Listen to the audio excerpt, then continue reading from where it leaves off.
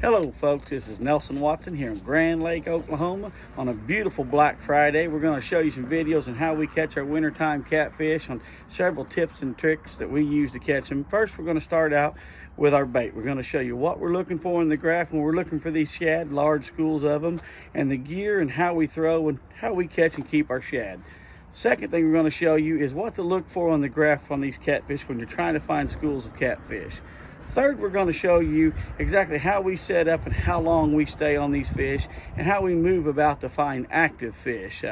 Then after that, we're going to go to the very last and show you our rod and reels and some of the gear and some of the stuff that we use. Anyhow, stay right with us and we'll get right to the videos.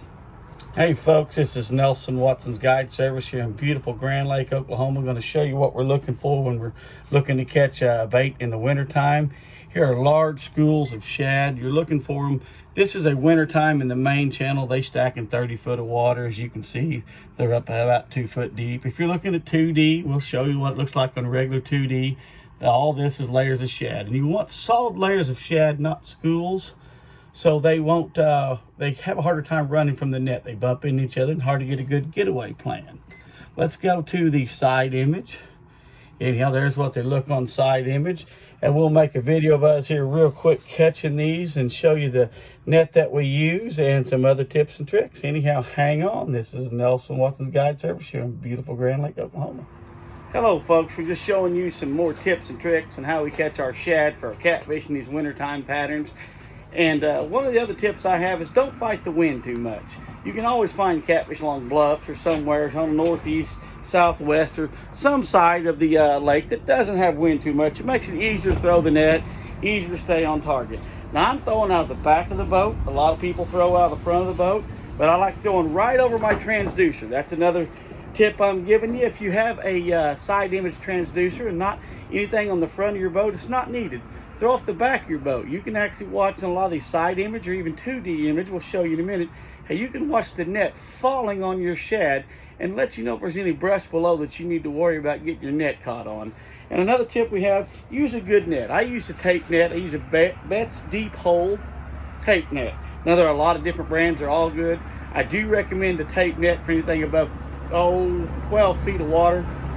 Sorry about the road noise here folks. Anyhow, this pipe's sitting right by a bridge. Anyhow, as this net goes down, and if they're a non-tape net, they will close in. They look like a tube sock on the graph. Now, if you get a tape net, it will not only open up on a semi-bad throw, it will stay open all the way to the bottom. And that's how you're going to catch these shad. They're a little more lethargic in the wintertime, although they will outswim a net. I can show you in live scope, but it's not needed to catch shad. Anyhow, we're going to point this around. You'll be able to see this net follow my side image, and we'll get a video of it on 2D image, and we'll show you here in just a second. Okay, folks, we're going to throw this net on these shad here, and you'll be able to see it on the side image. I'm not on a giant school of them right now, but it'll give you a good idea of what it's going to look like on the graph when it falls over these shad in 30 foot of water here. So we go ahead and get a throw out. You should be able to start seeing that net fall. And that's running on a Lowrance Carbon 16. It's slowly falling. And that'll let you know that you are approaching your shad as you get closer and closer and closer. And also let you know that you're clear of any brush so you don't destroy your net. And we'll pull it up here in a minute and we'll show you what we have.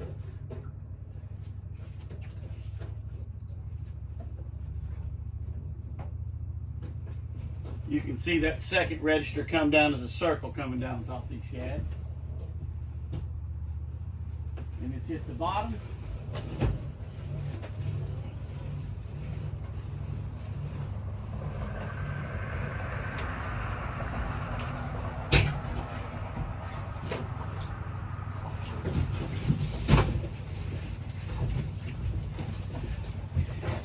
And here is what we have on our first throw of shad.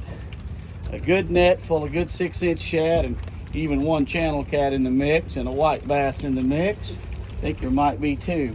Let's sort through these white bass and I'll show you what this looks like on 2D also.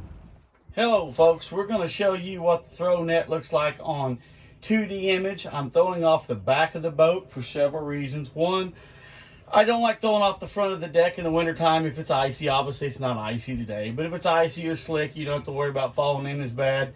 Two, if you don't have a transducer on front, I do, but a lot of people don't, it will show you how you can throw on the back, and you can see there's not any brush directly under the transducer, and that means a lot when you're tossing a net. Anyhow, we're in 30 foot of water. We're going to show you what the net looks like on 2D image. I'm going to throw off the back right over to the side of the transducer. It'll give you an idea of what you're looking at on the graph.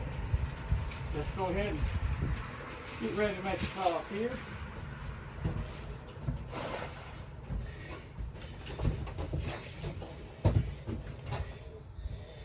Anyhow, you should start seeing that going down any moment. You can see the net starting to fall. You can see the net coming across it right there. This is what you're looking at 2D. You can see it falling faster and faster. As we go to the bottom, as you can notice, some of these shad have outswam that net. They're dodging that net. We'll still come in with a good haul, I'm sure. Let it hit bottom, we'll check.